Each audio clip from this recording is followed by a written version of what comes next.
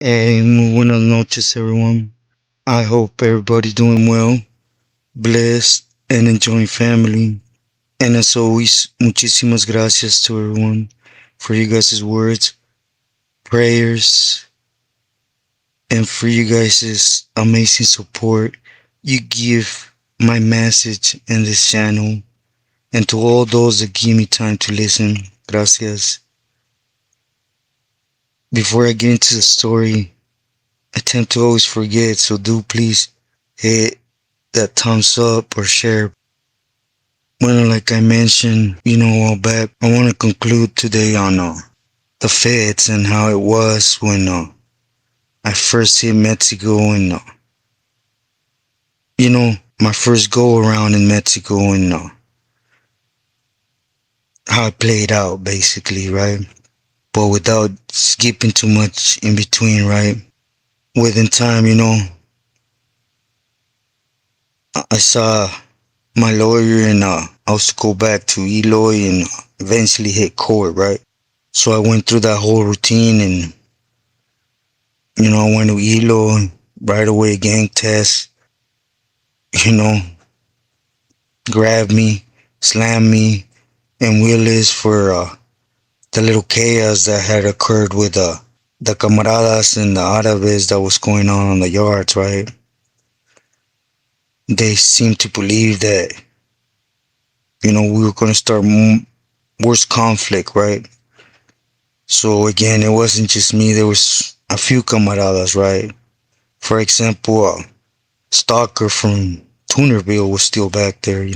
At this time, he had already been back there for a couple years. And again, under Okie Doke, just, waiting for them Federicos to come down with that Rico.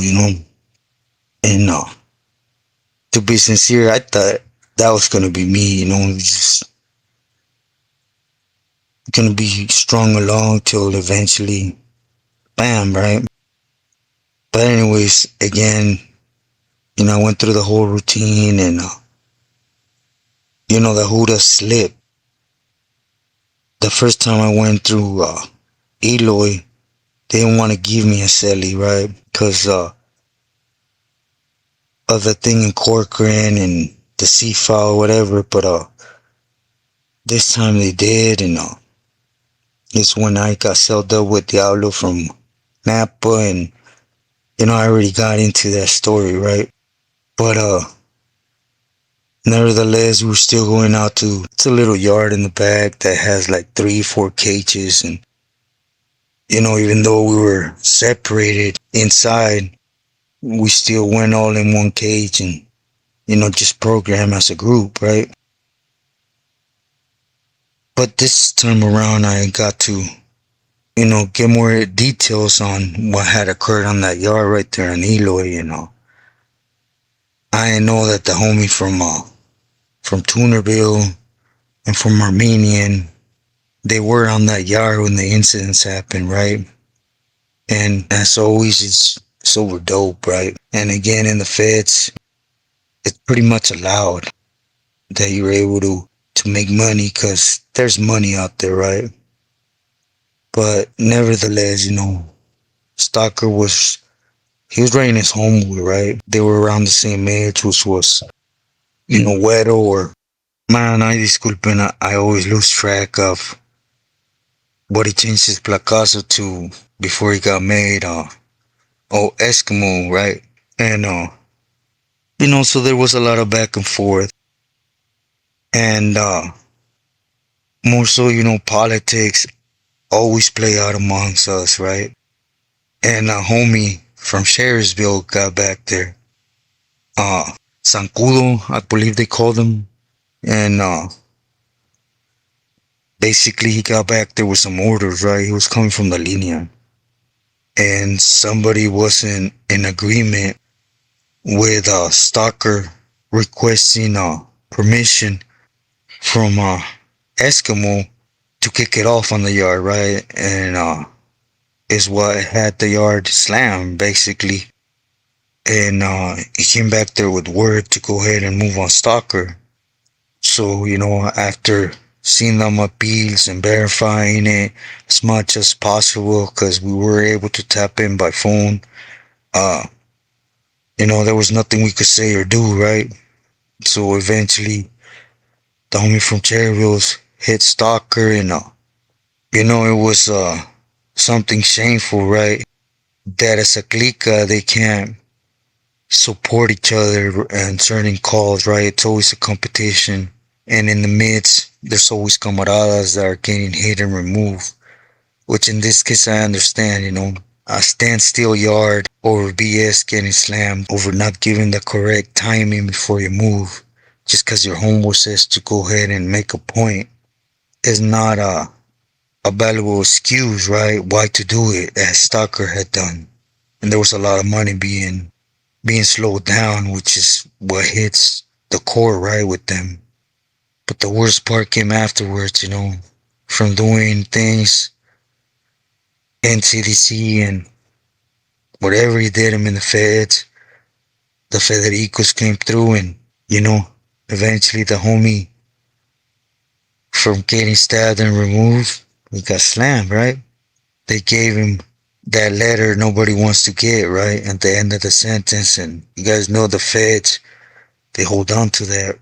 But, within time I went out to court and my lawyer did what he had to do, and basically it came true, after so many years, I gotta say, 3 months, excuse me, before 24 years, and I was gonna get out. Now, by this time, I had put the rope around my neck, right? Had made promises already.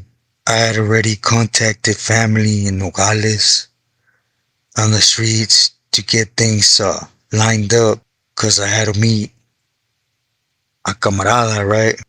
Within time out there in Nogales. So, I had a primo that's been out there in Nogales for a lot of years, without getting too much into him, right? But my primo Ed, he was working for the familia, in Sinaloa, and well, those that don't know, Chapo's cuñado, Marcelo, he was with a prima of mine, Sandra, and Edgar was Sandra's sister, and he had gone out there to do something, him and Marcelo, and my primo got busted, did about 16 years, Then afterwards he just stood in Nogales, kept working, right, for the family. And anyways, I contacted him, and I told him I was coming out to the Terre, and basically tried to pull me towards Familia, right? Told him I was going to touch him with Familia, but under different plans, and none of them had to do with staying by the border, right? I was going to visit the rancho. Left it like that, and told him my little family respected everything, but they all knew since I was a kid. They all knew, my own family used to call me, what the label they give us when, or at least in them days when you came down with choloed out and pochillos, and you guys know. But anyways, eventually hit the streets, and the thing is with me, I have this, I think it's kind of like a tick, right? That when I give my palabra, it's like, I don't know, something just nails in the back of the head, and I gotta keep my word. I always been like that, cause my grandma is the one that instilled this to me, my jefe's jefe, and believe me, he granted it in me, right? So anyways, I got out, and the very first thing was I went to go use the cuerno outside of McDonald's, and I contacted who I needed to contact, and basically I got a time limit, and I was gonna meet a homie from Anaheim in the bus station in Nogales, and no details were given over the phone, right? They just told me I would know who he is, just to remember Spanky from Anaheim, right? So afterwards, of course I did my homework, went in. For so many years, man, I had a burger. It was like, man, I ain't gonna lie to you. After so many years, that burger felt like it was a piece of heaven. I remember it so clearly, but anyways, I disculpen, certain things just locks into your memory. But I made my way, and I remember getting to Nogales, and again, I mentioned to you guys, I had never gave my room to myself to actually analyze what was going on, right?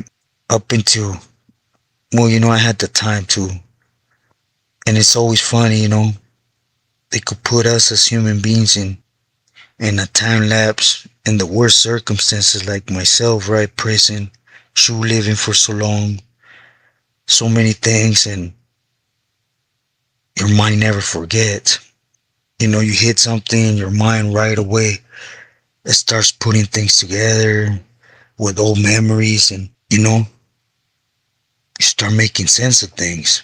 Cause again, I was a fish out of water, right? Even though all my family are from the terre, and you know, since kid I was going back and forth, right, to Cotija or Culiacan or whatever, right? But I used to come a lot to visit, and anyways, I had money. They put monies on my books, but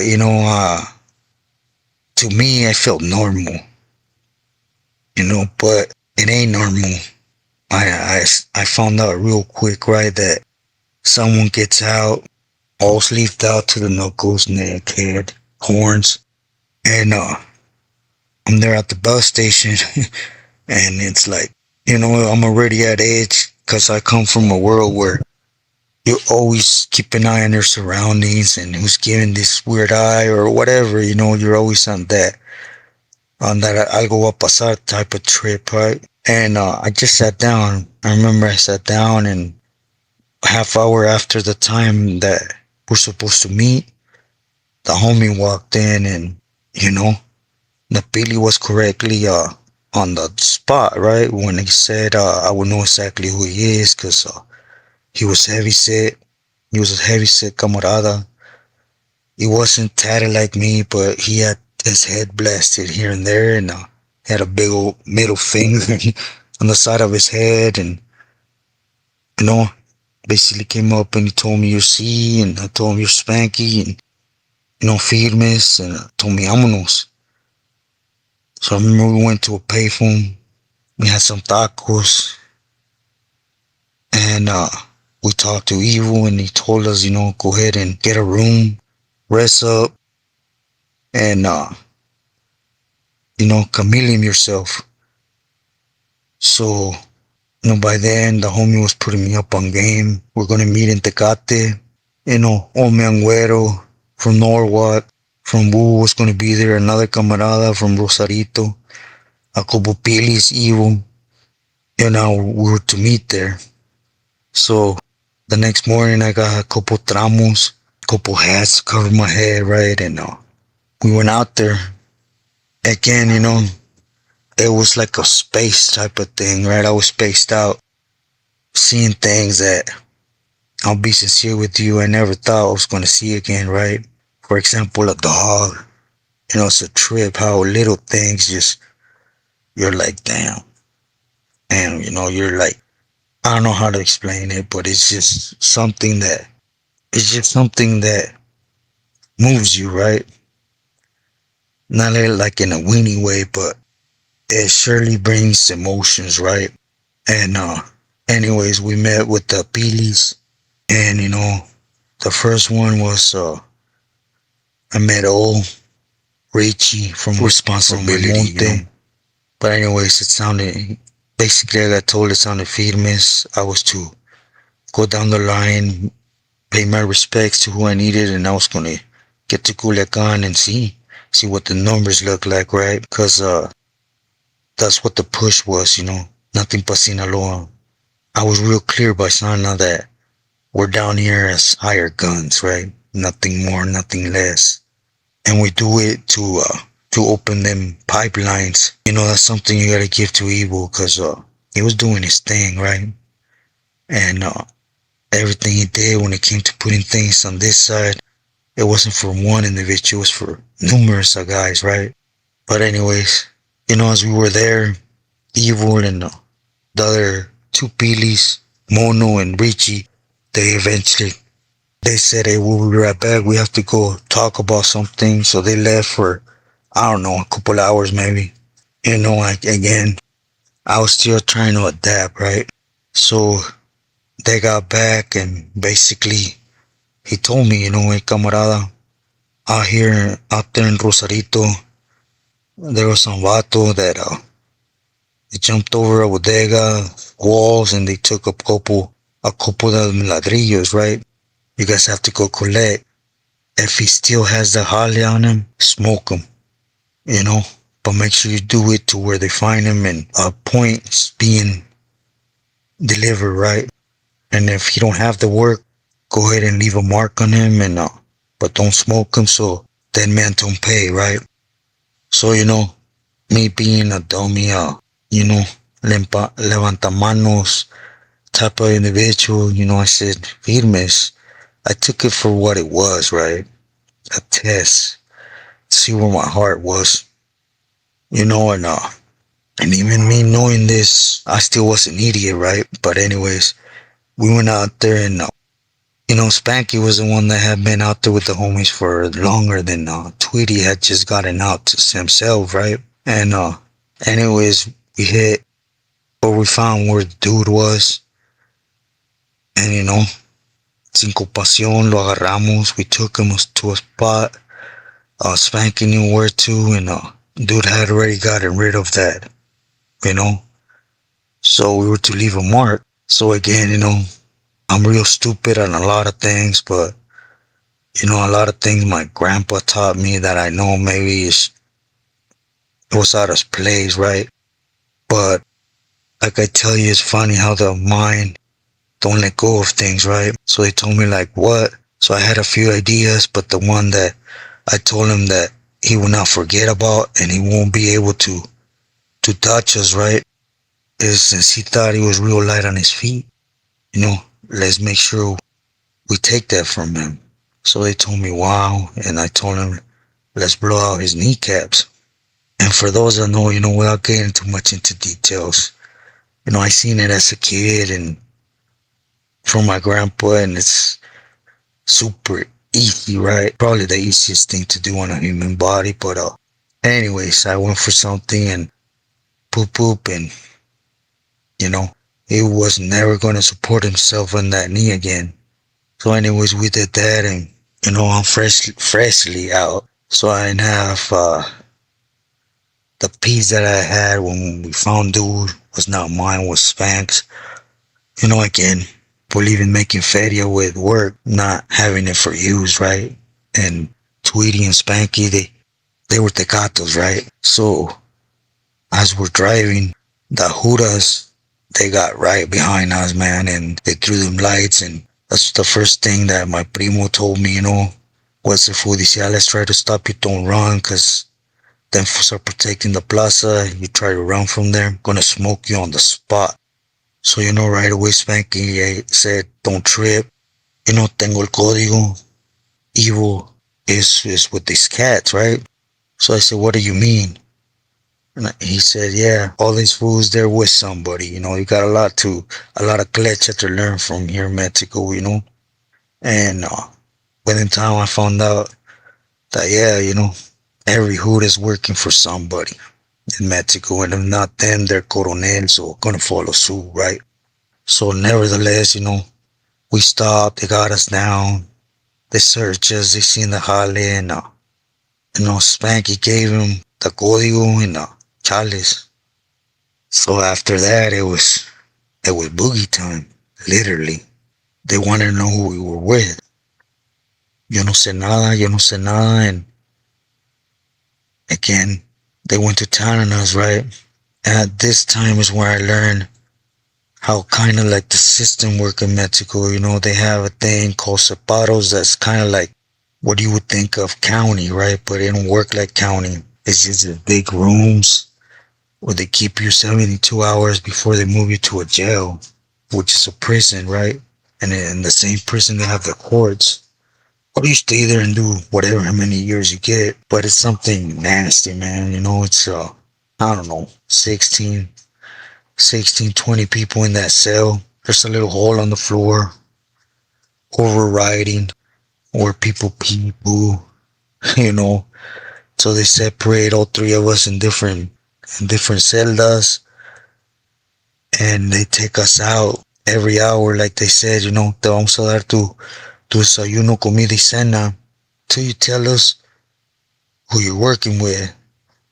Since the homies had their material for Yusuf, but with no baggage, nothing, they were specifically there to know where the material was coming, right? So anyways, we went out there every little while, and they handcuffed us to the bars, and you know, after like the second time, Spanx told me like, "Hey, they're gonna smoke us," and okay. I remember I just told him okay, and but of course my mind was going 1,000, regretting why my life sentence got overturned, why I didn't wait for the feds to come down on me.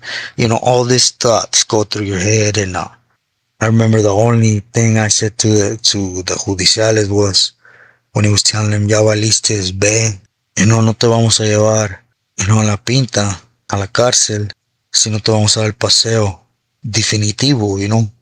So I told me, usted haga lo que tenga que hacer. Yo ni siquiera sé de qué me está hablando. And then that pissed them off even worse. Nevertheless, like, I don't know, maybe the second day, or not even the second day, it seemed like longer, right? Two hyenas, tamaleras, they came and they bailed us out, which from the gate, I was surprised we were even on record, right? So anyways, we went back, and I remember we went out, we ate, we seen if we had cola, then we called the Pili and we met with them, and when we got there, we were beaten, without having to get into details, and the Pili started laughing at us, man. So, again, that fear factor, right? That cowering one to stay quiet and just chuck it up. But, I was like, man. Anyways, then it all came out that Evil was a good friend with the captain, he was under the payroll. But since me and Tweety had just came out, they needed to know where our mindsets was at, right? Where our heart was at. And since Spanky had messed up, he had a south siding coming, if you want to call it that, right? It is why they play the part like the Códigos, we weren't it. So it was just our welcoming, right? Our test to welcome us to see if we're going to be able to wiggle with them, or if we would have sang, they would have took you out. That's the thing about Mexico, right? Everybody sings in Mexico. But what they don't know, if here in Mexico, if you sing, everything's already set for you. They're going to smoke you. If you don't, they're going to smoke you. So you might as well just man up and buck up, right? And anyways, that night we stood there, and I was hot. But I was to that extreme of being mad. I don't know if you guys have ever gone into laughter, how mad you are and how frustrated you feel from not being able to do anything, right? Or you can do something, but you don't have them on you to do it because everything you believe on stops you from it, if you want to say it like that. But anyways, then eventually he told me how I was going to go into TJ, pay my respects, Sonora, and then get to where them prices were, and they were going to tell me what followed after it. But anyways, mi gente, for this time, I'll end it here. I just thought I'd share with you my welcoming in Mexico, right? I disculpen if it'll make a lot of sense.